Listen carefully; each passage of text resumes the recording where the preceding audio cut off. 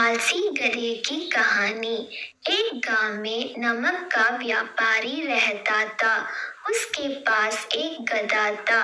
व्यापारी रोज अपने गोदाम से दुकान तक नमक ले जाने के लिए गधे का इस्तेमाल किया करता था।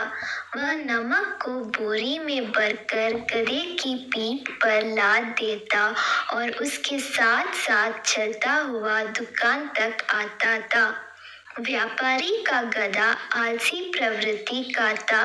काम से बचने के लिए वह नित नए उपाय सोचता रहता था। गोदाम से दुकान तक के रास्ते में एक नदी पड़ती थी, जिस पर एक छोटा पुल बना हुआ है। एक दिन नदी पर बने पुल पर चलते समय अचानक गधे का पैर फिसला और वह नदी में जा गिरा। नदी के पानी से नमक की बोरी भीग गई। जब तक व्यापारी ने गधे को पानी से निकला, तब तक बोरी में भरा बहुत सारे नमक घुल चुका था। गधा जब चलने लगा तो उसे बोरी का भार बहुत कम महसूस हुआ और वह खुश हो गया। उसने सोचा कि अपने ऊपर लदा बोझ हल्का करने का ये बहुत बढ़िया तरीका है। अगले दिन वह जानबूझकर नदी में गिर पड़ा। नमक पानी में घुल जाने से बोरी का वजन फिर कम हो गया। उसके बाद से वह हर रोज ऐसा ही करने लगा। रोज रोज गधे की ये हरकत देखकर व्यापारी उसकी चालाकी समझ गया। उसने गधे को सबक सिखाने का फैसला कर लिया और अगले दिन बोरी में नमक के स्थान पर रूई भरकर गधे की पीठ पर लाद दिया। रूई हल्की थी।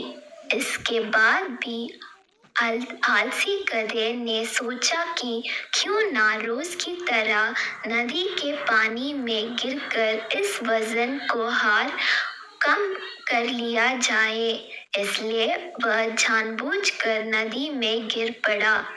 लेकिन इस बार बोरी में नमक नहीं बल्कि रूई थी। पानी में भीग कर रूई का वजन कई गुना बढ़ गया। गधा जब उठकर चलने को हुआ तो इतनी भारी बोझ से उसका बुरा हाल हो गया। उस दिन के बाद से उसने कभी आलस न करने का निर्णय किया।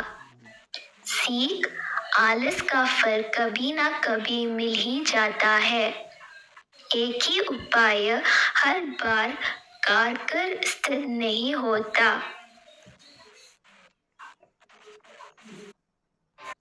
हेलो फ्रेंड्स, मैं हूं इस कहानी का एक्टर। आप लोग को इस कहानी से क्या सीख मिली कमेंट में ज़रूर बताना। मेरा नाम है टिंकू राजा भारत।